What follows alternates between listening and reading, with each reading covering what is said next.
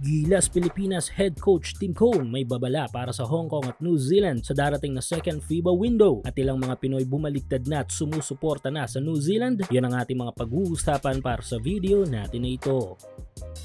So kahapon ay nagsimula na ang opisyal na paghahanda ng ating national men's basketball team na Gilas Pilipinas para sa parating na second FIBA window ng Asia Cup qualifiers. Though maikli nga lang ang panahon kung iisipin ay dito naman gumana ang programang isinet ni Coach Tim kung saan ay gumamit lang ito ng 15-man pool simula nang i-take over niya ang posisyon. At sadyang ang almost 1 week lamang ang preparasyon dahil nga may iba't ibang mga basketball teams and leagues ang ating mga national team players. Dahilan kung bakit naging malaking tulong ang sistema ni Coach Tim Cone dito dahil since walang nabago sa mga malalaro di tulad sa mga nakaraang mga taon na every window ay halos 50 or 60% ng mga malalaro ay napapalitan dito sa sistema na ito ay sila pa rin. Kaya kahit nga 1 week prep lamang ay masasabi pa rin nating intact ang chemistry at gagawin na lang ng mga ito ay konting pagpulido sa mga plays na kanilang naensayo nakaraan. May paparehas natin ang sistemang ito ni Coach Tim Cone sa ginamit ng national team ng Iran noon. Pero since malakas ang ating makakasagupang kupunan ay asahan natin ang ilang mga upgrade sa mga plays ng Gilas at ni Coach Tim. Dahil kilala nga ang PBA champ coach sa pagiging matalino sa laro at hindi magbibitaw ng salita ito kung walang konkretong paraan upang magawa yon. Tulad na lamang ng kanyang statement nakaraan na may malaking tsansang matalo nila ang malakas na kupunan ng Tall Blacks. Well, kung iisipin ay hindi ito pagyayabang dahil kilala naman natin si Coach Tim Cone na humble coach sa PBA. May tuturing natin itong winning mindset na kahit gaano kalakas ang kalaban at kahit nga gaano kaliit ang tsansa para sa panalo ay ang palaging nasa mindset pa rin natin ay ang positibo, hindi ba? At sa naging statement naman ni Coach Tim Cone nito lamang ay isa sa mga nakapaloob sa nauna niyang statement na posibleng matalo ng Gilas ang Tall Blacks. At ito nga yung magsisilbing babala hindi lang sa New Zealand, even sa national team ng Hong Kong.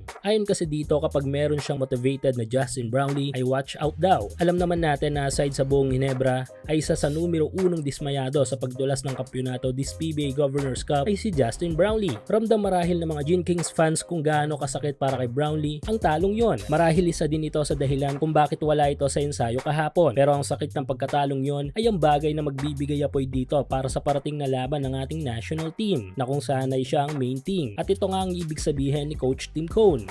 Ongoing pa rin ang up to 6,000 pesos bonus na ipinamimigay ni 1X sa inyong first cash-in. Hulaan kung sino ang mananalo sa laro sa PBA, NBA, FIBA o sa kahit anong liga ng basketball sa Asia. At kung tama kayo magkakapera ka, kaya i-click lang ang link sa ating comment section at ilagay ang promo code na makikita nyo sa ibaba ng screen. Samantala wala pa mang laban ay tila naibigay na ang ilang suporta para sa national team ng New Zealand. Pero sa pagkakataong ito ay mismo nating mga kababayan. Well yes, aminin na natin na tayo ang underdog sa magiging laban natin kontra Tall Blacks. Rank number 22 kontra rank number 33 ay medyo malayo talaga. At bilang Pinoy kahit pa nga malayo ang numero pagdating sa ranking ay porsigido tayo makakuha ang panalo. Kaso masakit nga lang isipin na mismong ilan sa ating sariling mga kababayan ay babaliktad ng suporta. Tulad na lamang ng komentong ito mula mismo sa post sa official Instagram account ng Tall Blacks.